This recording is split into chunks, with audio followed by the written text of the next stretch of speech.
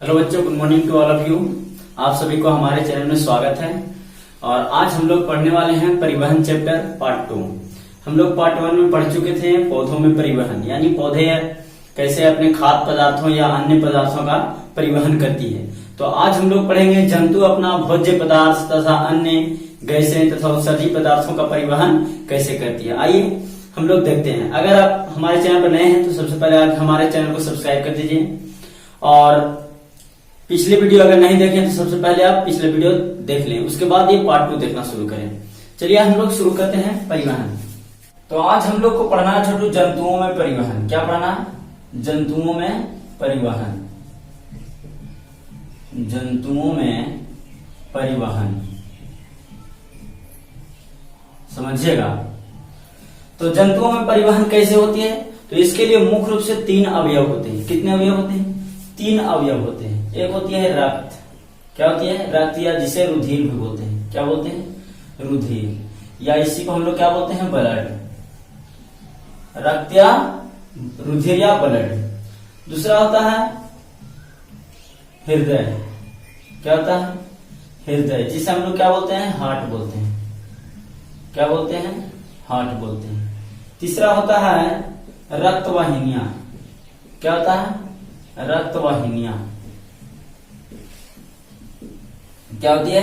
रक्त वाहिनियां। यानी 3 प्रकार के अवयव हैं जो जंतुओं में परिवहन के लिए मुख्य रूप से भूमिका निभाते हैं। इन तीनों तंत्रों को मिला करके एक विशेष प्रकार के तंत्र का निर्माण होता है, जिसे परिवहन तंत्र कहते हैं। क्या बोलते हैं? परिवहन तंत्र कहते हैं। तो पूछेगा परिवहन तंत्र किसे कहते हैं? तो कहेंगे रक्त, हृदय और रक्त वाहिनियां मिलकर के एक विशेष प्रकार के तंत्र का निर्माण करते हैं। उसे क्या बोलते हैं? रक्त परिवहन तंत्र। क्लियर? तो अब हम लोग समझते हैं बारी बारी से। सबसे पहले रक्त के माध्यम से कैसे परिवहन होती है, यानी रक्त क्या होती है और इसके द्वारा परिवहन क्या क्या चीज का होता है और कैसे होती है, समझते हैं। उसके बाद हम लोग पढ़ेंगे हृदय के बारे में, उसके बाद रक्त वाहिनियां के बारे में। ये 3 बात हम लोग को पढ़नी है, तो नोट कीजिएगा। आगे हम लोग देखते हैं रक्त के बारे में। चलिए आगे समझिएगा।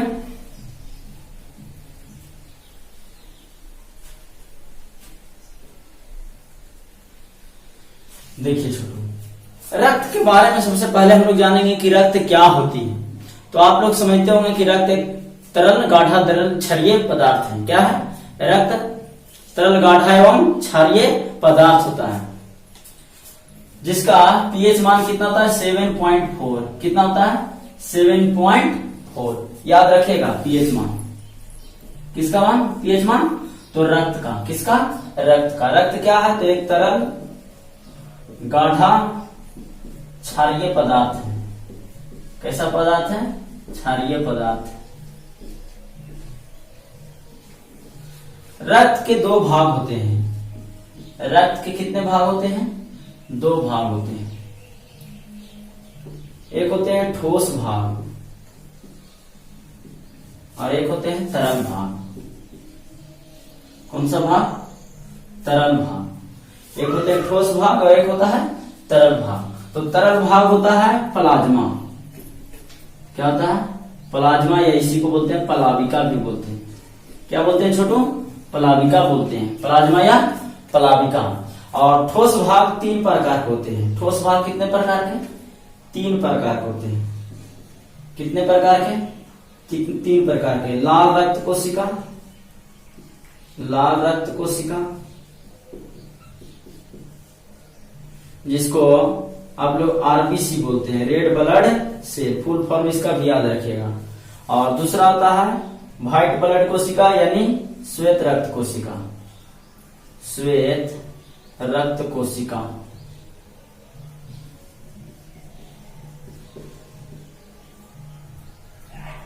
इसको हम लोग क्या बोलते हैं? WBC, यानी व्हाइट ब्लड सेल। आप लोग भी कॉपी कलम लेके बैठिए, उसके बाद ज्यादा मजा आएगा। और तीसरा होता है रक्त पट्टिकाणु। क्या होता है? रक्त पट्टिकाणु या रक्त ब्लड प्लेटलेट्स। इसको क्या बोलते हैं? ब्लड प्लेटलेट्स बोलते हैं। क्लियर? देखिए अब हम लोग बारी बारी से पढ़ते हैं। सबसे पहले हम लोग प्लाज्मा के बारे में पढ़ेंगे। प्लाज्मा क्या होती है समझिएगा। तो यह रक्त का ही एक प्रकार है जो रक्त के आयतन का कुल कितना परसेंट, 55% होती है। कितना परसेंट, 55%। जो गाढ़ा पीला रंग का क्षारीय द्रव पदार्थ होता है। कैसा होता है, गाढ़ा पीला रंग का क्षारीय पदार्थ होता है। आगे इसके बारे में हम लोग समझेंगे। इसमें 90% जल, 90% क्या होती है, जल होती है। 7% प्रोटीन होती है। क्या होती है, प्रोटीन होती है।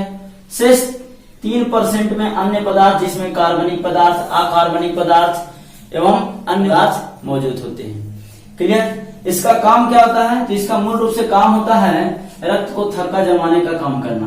इसके प्रोटीन जो है, इसमें बहुत से प्रोटीन होते हैं जिसमें प्रमुख 3 है। इसमें 3 प्रमुख प्रोटीन है जो है फाइब्रिनोजीन, प्रोथ्रोम्बिन, फाइब्रिनोजीन, प्रोथ्रोम्बिन और हिपैरिन। क्या होता है, हिपैरिन। ये 3 मुख्य प्रोटीन होते हैं प्लाज्मा में। कितने प्रोटीन, 3 मुख्य प्रोटीन। इसका मुख्य काम होता है रक्त को थक्का जमाने में काम करना। यानी रक्त को थक्का जमाते वक्त फाइब्रिनोजिन नहीं रहते, तो इस भाग को हम लोग बोलते हैं सीरम। क्या बोलते हैं, सीरम बोलते हैं। क्या बोलते हैं, सीरम। पूछेगा सीरम क्या है, तो कहेंगे प्लाज्मा का वह भाग जिसमें फाइब्रिनोजिन रहित हो, यानी फाइब्रिनोजिन ना हो, उसे हम लोग क्या बोलते हैं, सीरम कहते हैं। क्लियर। आगे समझिएगा। अब हम लोग पढ़ते हैं छोटो इसके बारे में, ठोस भाग के बारे में। किस भाग के बारे में, ठोस भाग के बारे में। अगर आपको लगे कि वीडियो थोड़ी तेज है या फिर नहीं समझ में आ रही, तो पुनः पीछे रिवाइज करके वीडियो जरूर देखें, आराम से हल्के से। तो चलिए, ठोस भाग जो कितने प्रकार के हैं, 3 प्रकार के हैं। लाल रक्त कोशिका, श्वेत रक्त कोशिका और रक्त पट्टिकानु। अब हम लोग सबसे पहले समझते हैं लाल रक्त कोशिका के बारे में। किसके बारे में, लाल रक्त कोशिका के बारे में। तो यह गोलाकार कोशिका होती है। क्या कौन सी कोशिका होती है, गोलाकार कोशिका होती है जिसमें केंद्रक नहीं होती है। इसकी आकार क्या होती है, गोलाकार होती है जिसमें केंद्रक अनुपस्थित होती है। जिसमें केंद्रक क्या होती है, अनुपस्थित होती है। लेकिन हाँ, एक बात ध्यान रखिएगा, ऊंट की लाल रक्त कोशिकाओं में केंद्रक होती है। नोट पॉइंट ध्यान दीजिएगा। मनुष्य के लाल रक्त कोशिकाओं में केंद्रक नहीं होती है, परंतु ऊंट की लाल रक्त कोशिकाओं में केंद्रक होती है। एक पॉइंट नोट कीजिएगा, इसको ध्यान दीजिएगा। समझ रहे हैं, आगे समझिएगा। अब हम लोग समझेंगे लाल रक्त कोशिका के बारे में। और तो इसी में होता है हीमोग्लोबिन। क्या होता है, हीमोग्लोबिन। क्या होती है, हीमोग्लोबिन होती है। क्या होती है, हीमोग्लोबिन, जिसके कारण इसका रंग लाल होता है। जिसके कारण इसका रंग क्या होता है, लाल होता है। तो पूछेगा लाल रक्त कोशिकाओं का रंग लाल क्यों होता है, रंग लाल क्यों होता है। तो लाल क्यों होता है, हीमोग्लोबिन के कारण। किसके कारण, हीमोग्लोबिन कारण, जिसे ऑक्सीजन का वाहक भी कहते हैं। हीमोग्लोबिन को क्या बोलते हैं, ऑक्सीजन का वाहक। क्या बोलते हैं, ऑक्सीजन का वाहक। यानी हम लोग जानते हैं कि श्वसन चैप्टर में पढ़े हैं कि जैसे फेफड़े में ऑक्सीजन आती है, तो ऑक्सीजन रक्त कोशिकाओं में मौजूद हीमोग्लोबिन के साथ क्या करती है, अभिक्रिया करती है और निर्माण करती है ऑक्सी हीमोग्लोबिन। क्या निर्माण करती है, ऑक्सी हीमोग्लोबिन। क्या निर्माण करती है, ऑक्सी हीमोग्लोबिन। और ऑक्सी हीमोग्लोबिन के रूप में प्रत्येक कोशिकाओं में जाती है, जहां पुनः ऑक्सीजन अलग हो जाती है और हीमोग्लोबिन अलग हो जाती है। और ऑक्सीजन मिलने से रक्त कोशिकाओं में मौजूद ग्लूकोज का क्या होता है, विखंडन होता है, जिससे ऊर्जा का निर्माण होता है और जल का निर्माण होता है और कार्बन डाइऑक्साइड का निर्माण होता है। तो जल और ऊर्जा हमारे लिए तो उपयोगी होता है, इसलिए हम उसका उपयोग करते हैं, परंतु कार्बन डाइऑक्साइड हमारे लिए क्या होता है, हानिकारक होता है। तो उस कार्बन डाइऑक्साइड के साथ पुनः हीमोग्लोबिन निर्माण अभिक्रिया करता है और निर्माण करता है बी ऑक्सी हीमोग्लोबिन या कार्बोक्सी हीमोग्लोबिन। क्या निर्माण करता है, बी ऑक्सी हीमोग्लोबिन या कार्बोक्सी हीमोग्लोबिन। कार्बोक्सी हीमोग्लोबिन क्या निर्माण करती है, कार्बोक्सी हीमोग्लोबिन। और इस रूप में पुनः कहाँ आ जाती है, फेफड़े में आ जाती है, और फेफड़े में पुनः इसका विखंडन होता है, यानी कार्बन डाइऑक्साइड अलग हो जाती है और हीमोग्लोबिन अलग हो जाती है, और पुनः कार्बन डाइऑक्साइड को यहाँ से बाहर निकाल दी जाती है। क्लियर। तो इस प्रकार हम लोग देखेंगे किस प्रकार लाल रक्त कोशिका जो है ऑक्सीजन का वाहक है, जिसके कारण परिवहन हुआ ऑक्सीजन का, उससे हमारे कोशिकाओं में ऊर्जा का निर्माण हुआ। क्लियर। तो अगला हम लोग पढ़ते हैं श्वेत रक्त कोशिका। क्या पढ़ना है छोटू? श्वेत रक्त कोशिका जो अनियमित आकार की होती है, जो क्या होती है, अनियमित आकार की होती है, जो अनियमित आकार की होती है।